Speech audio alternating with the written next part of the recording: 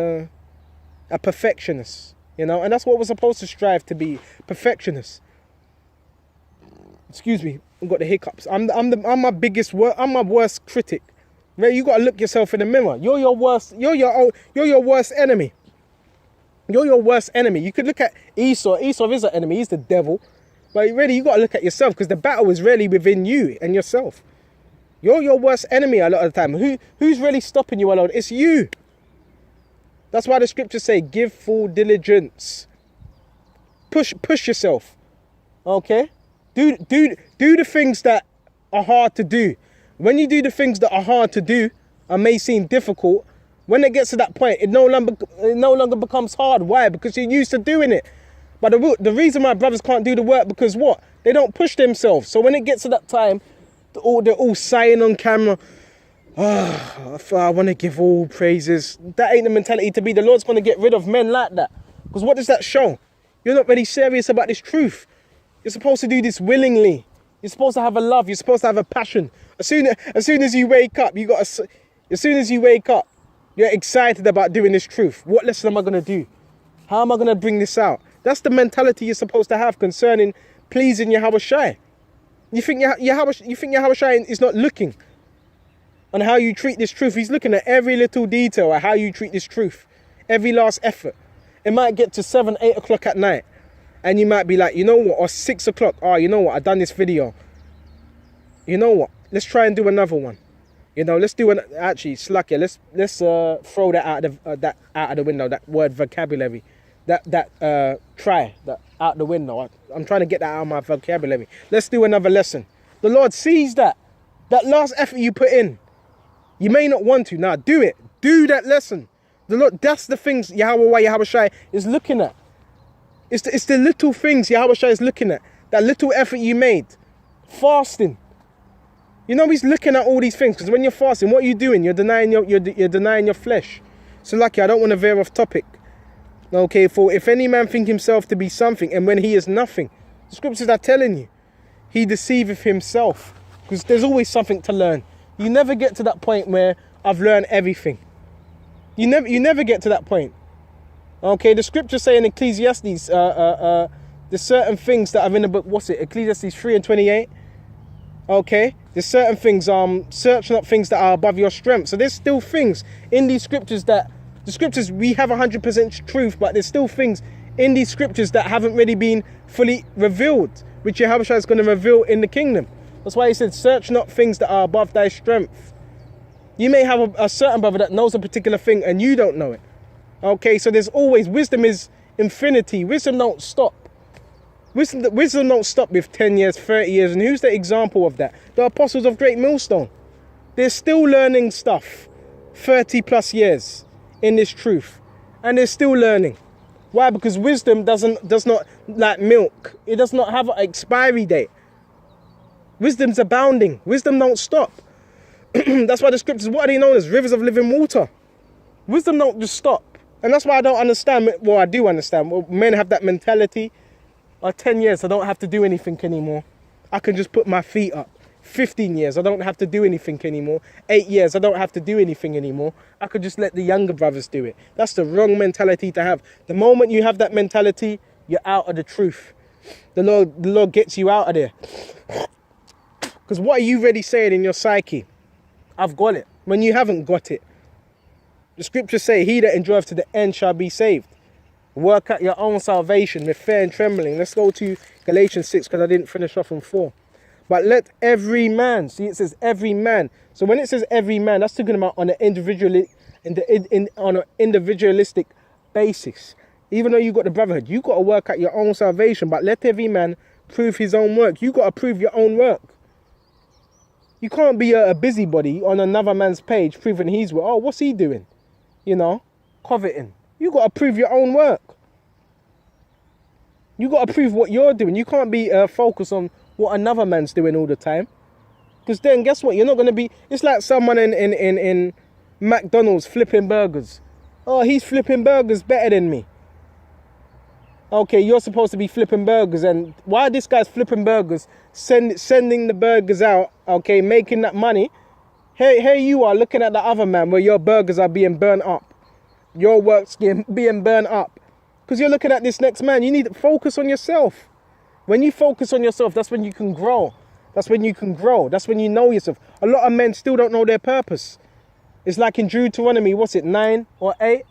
That same generation that was walking about in the wilderness. Okay, not knowing what to do. Waiting to die. Even though their raiment never waxed old. Or their shoes never waxed old. Even though these miracles were being done, they were still walking around not knowing what to do. That's why you got to work at your own salvation, prove that own self. And once you start knowing yourself, you're more comfortable in your own skin. Okay? Because really that's an insecurity. You're always looking at what this person's doing. That's an insecurity. You got to know your lot. If you don't know your lot, pray to Yahweh Shai to know your purpose, to know your lot. Okay? For every man shall bear, Salakia, let every man prove his own work, and then shall he have rejoicing in himself. It says it here. Then will he have rejoicing in himself. You're not going to rejoice in another man's work. There was an individual, I'll call it a demon, a false brethren that came into this truth, and guess what he was always doing? He was always leaning on me. He was coveting what I was doing. He would see me do a video and he would do the same thing, but the same thing, just be a mockingbird. The Lord ain't looking for mockingbirds. The Lord's looking for leaders. Those that are servants, that become leaders. That's what we're here to be, leaders of Israel.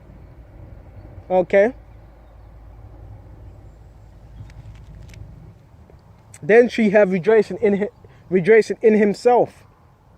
Then you're able to rejoice in your. Well, already we rejoice in your house, but we're able to rejoice in ourselves, our own works. Why? Because you proved yourself. You tested yourself. You examined yourself. Alone, in himself alone. You notice how it says alone. Not in this brother. Well, he's doing this, so, put that on my tab. No. You got to rejoice in himself and not in another. Oh, well, I'm going to make it on what this brother does. No, you're not. No, you're not. You got to make it on what? Your belief, your faith. Because if you don't have faith, you're not going to make it. You can't make it off another man's faith. Guys think that, well, I came into the truth with this brother. I just want to make it clear. I did not come into the truth with any other man. Okay, just to make that clear, because guys seem to get things twisted. Guys seem to think I came into the truth with another. I didn't come into the truth with another man. Okay, this man so happened to come a few weeks or a few months after me. Okay, and we were chopping it up with the scriptures. Okay, and now he's no longer here. Okay. Why? Because I was working out my own salvation. Okay, this individual, he wasn't working out his own salvation. Okay, he was trying to lean on another man's works, and you cannot do that. And that's the importance. So I'm not just reading these scriptures without experience. This is what I've experienced. I've experienced this. That's why these scriptures, I'm bringing it out. Really be careful when you do that. Yeah, you bear your brother's burdens, but at the same time you let your brother know, look, you got to find this out for yourself. You can lead a horse to the water, but you can't make him drink it. You really got to be in this for yourself. You really got to examine yourself. You really got to know, look, this is the truth. And that's why guys fall out, because they were too busy leaning on another man. Or maybe if I link up with this guy or that guy, and they never built up on themselves. So what happens? They end up falling out. It tells you that in Matthew 7:24. Okay, verse 5. For every man shall bear his own burden. We're still in Galatians 6:5. For every man shall bear his own burden. So the scriptures are telling you, you have to bear your own burden. Okay, your own tribulation, your own trial. Every brother's trial is different. Okay, but we suffer similar trials. Okay, and we still suffer the same pain. Okay. For every man shall bear his own burden. You got to bear your own burden. You got to carry your cross. A lot of men don't want to carry their cross. You can't tell another man to carry your cross. Here it is, I got my cross. And you're trying to put your cross upon me. You can't do that. You're trying to weigh another brother down with your own shit that you're going through. Okay? Excuse me.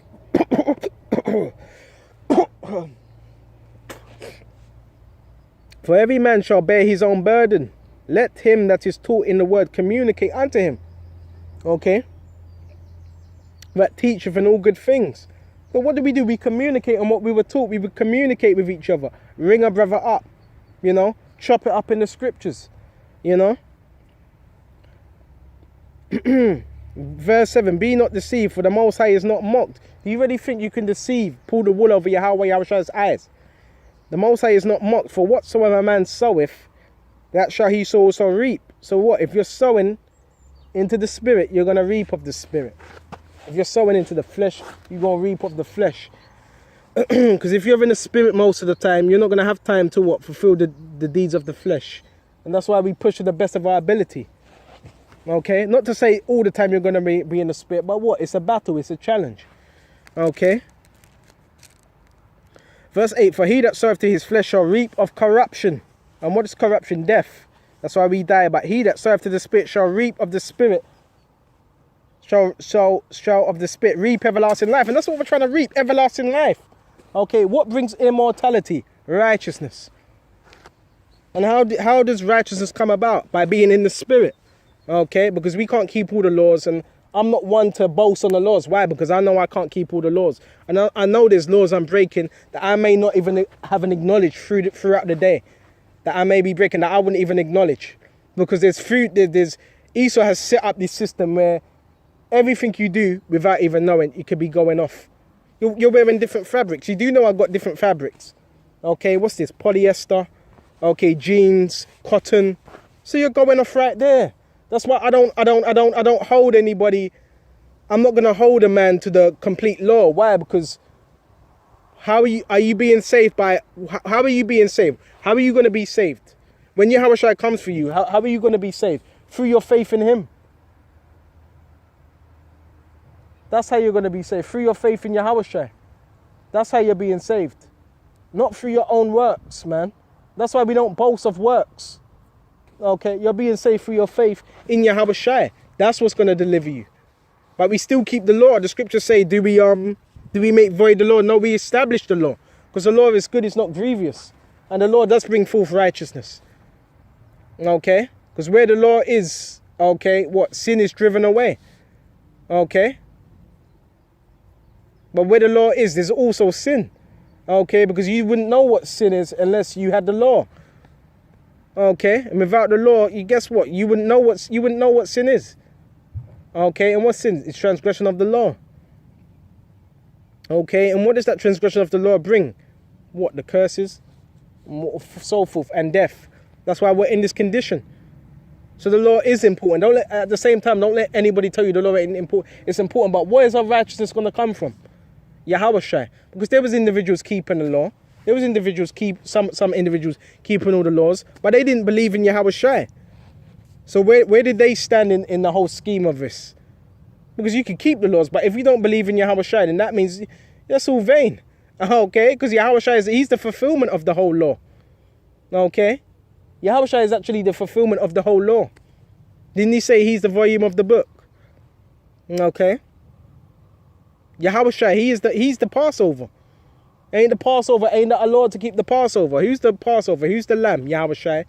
He's the fulfillment of the whole law. So, okay. So what's the most important thing? Faith. Okay. Your belief in Yahushua. That He is the Son of the Most High. He is the Son of Yahweh. That's the most important thing. And through that, guess what? Through that faith, guess what? You're going to keep the Lord to the best of your ability. Okay. Through faith. Okay, right now you got to remember this is a rehearsal. In the scriptures it says we're going to be doing all this perfectly in the kingdom, all of it. Let's go to Ephesians. Let's go to that. Isaiah as well. Let's go to Isaiah. Right, everything you see now is a rehearsal. Because we're not in our kingdom right now. And the reason why we can remember, it wasn't even the law wasn't imperfect. It was us. We could not keep the law. Okay, that's why Yahushua what's He do? Establish a new law, a new covenant. Okay, which was going to make us perfect unto salvation. Because we couldn't keep all the law. So where's the room for boasting in the law? It's what I don't understand about certain individuals. You know, well, if you're not keeping all the law, well, you gonna die. Well, you're being a hypocrite because you're not keeping all the 613 commandments. So what? You gonna die. You see, but you see the hypocrisy, and you got to be careful of that spirit. You know, is he keeping all the laws? Are you keeping all the laws? The answer is no. But we keep it to the best of our ability. You don't eat pork. You don't get lineups. You keep the Sabbath. Okay? Sometimes you may miss the Sabbath. Okay? Well, if you miss that Sabbath, the next day, guess what? You keep it. Okay? This is a rehearsal.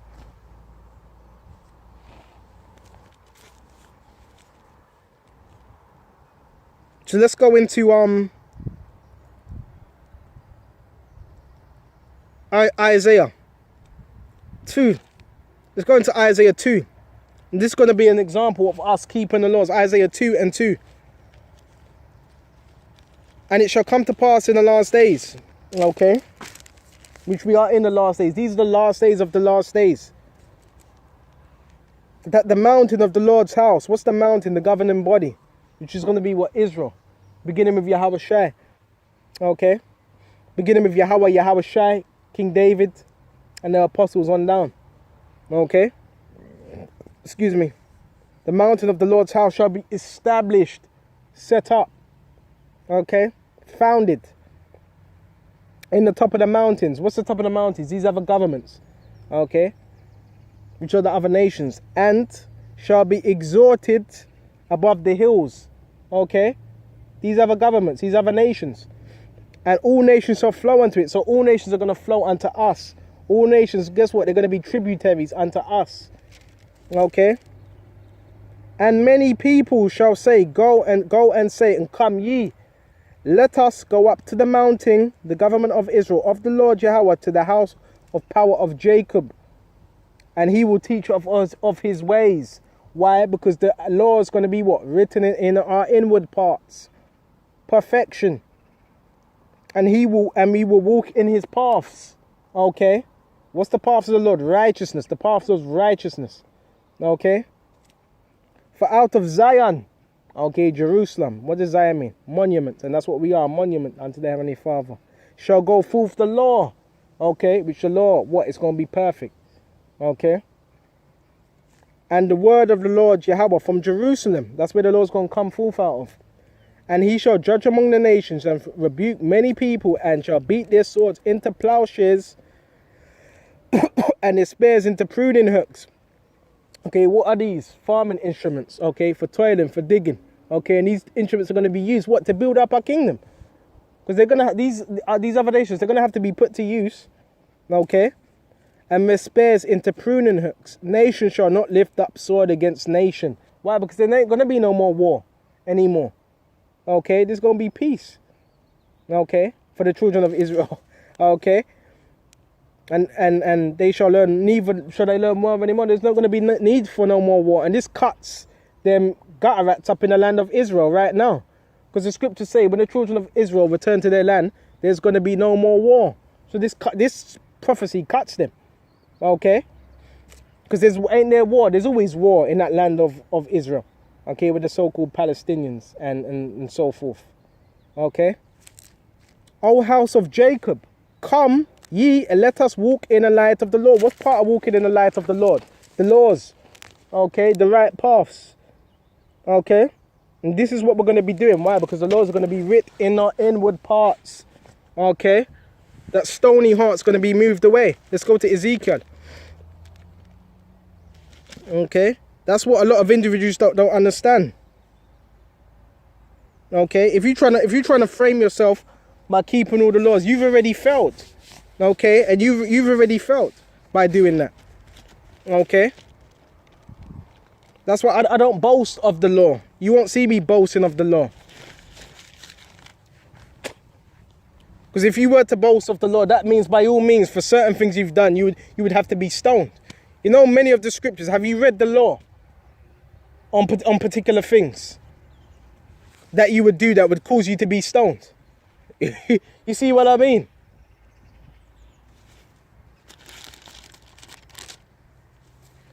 Isaiah, that's why you got to really understand the whole purpose of Yahushua coming. You really got to understand the whole purpose of him coming. To redeem us from what? Our sins. Okay, and what would our sins bring forth? Death. And what was sin? Transgression of the law. That's why he came to bring that better covenant. Let's go to 24 verse Ezekiel 36 and 24. Okay? For I will take you from among the heathen, and I will gather you out of all the countries. Okay? Because that shows was scattered. Israel was scattered amongst all these other nations. So it's telling us that we'd what? Be taken from, gathered out of all these other countries. Okay? Whether it be the land of what? India. Okay, so forth. All these different nations, we'd be gathered out. Okay, of these other nations. Okay? I will gather you from among the heathen and gather you out of all the countries. That shows you have Israelites scattered throughout all the other nations. And I will bring you into your own land. So it's told that we'd be brought into our own land. What's our own land? The land of Canaan. But before we're brought into that land, what needs to happen? Those that are in that land now need to be taken out of that land. That land's going to have to be destroyed. Okay? Verse 25. Remember that I sprinkle clean water upon you. Okay? It talks about what? By the washing of the water, by the words. Okay? And how are we clean? By this word. By Yahushua. Okay?